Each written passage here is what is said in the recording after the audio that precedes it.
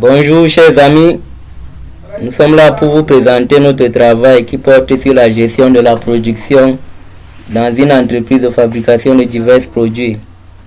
Ce travail a été réalisé par l'ingénieur Ndingang Achille sous la supervision du docteur professeur ingénieur Chakunte.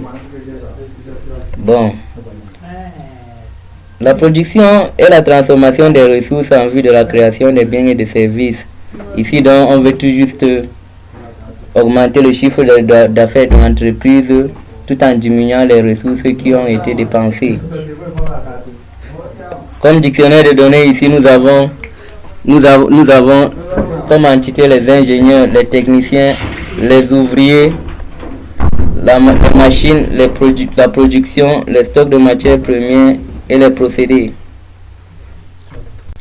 Ces entités sont caractérisées par les attributs. Comme attribut, exemple pour le premier, nous avons l'entité ingénieur qui a pour attribut nom de l'ingénieur, matricule et grade. Et ils ont leur type. Est-ce que c'est un texte long? Est-ce que c'est un texte court? Est-ce que c'est numérique? La valeur, est-ce que c'est codé sur 100, sur 10, sur combien de caractères? Et la description, qu'est-ce que c'est? Est-ce que c'est le nom de l'ingénieur, la matricule, ainsi de suite? Bon.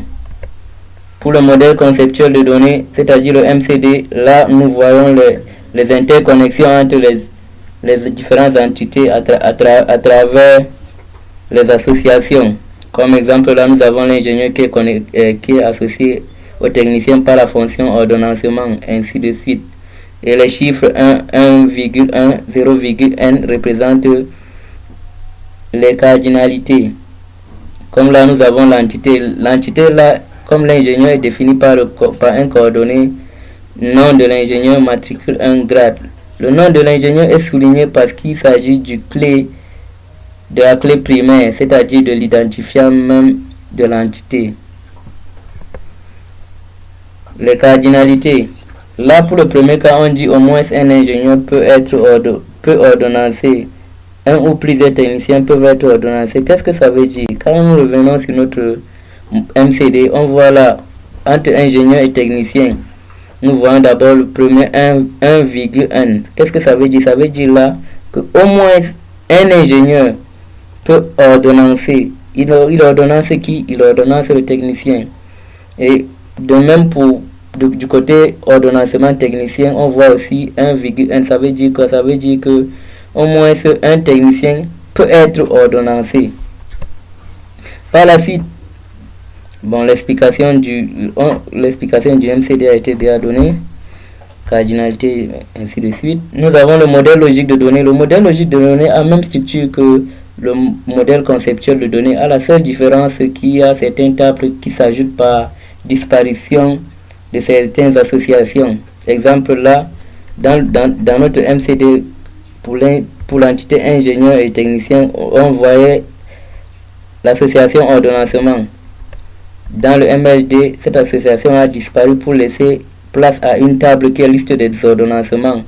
Et la liste des ordonnancements a pour clé l'association des clés des différents identifiants des deux entités. Là, on a nom de l'ingénieur et nom du technicien. Bon. C'était tout pour la présentation du travail. Maintenant, nous allons vous présenter le PhD MyAdmin de ce travail. Le PhD MyAdmin a été réalisé à travers le MLD. On essaie de représenter le MLD dans un tableau. Qu'est-ce que nous faisons? Comme là, on définit les différentes entités. Comme là, ingénieur. Bon, je vais vous montrer un exemple. On entre dans une nouvelle table. Quand on entre dans une nouvelle table, nous venons, on écrit exemple le nom de la table. Peut-être on met technicien pour tech. On dit on ajoute. Quand on ajoute là, on met le nom, on met son type, on met la taille, et on met ainsi de suite. Si c'est une clé primaire là, on définit, on met primary. Maintenant, nous avons aussi défini les listes de ordonnancements, liste des fonctions, liste des procédés, liste des stocks, liste de gestion, liste des productions, liste de fabrication, liste des ordonnancements, liste de contrôle, c'est-à-dire de supervision, ainsi de suite. Nous en avons beaucoup. Et quand on vient là, quand on vient sur structure, quand on vient dans structure, on voit tous les entités ont été représentées avec tous les différents attributs. Bon, c'était tout pour le travail. Merci.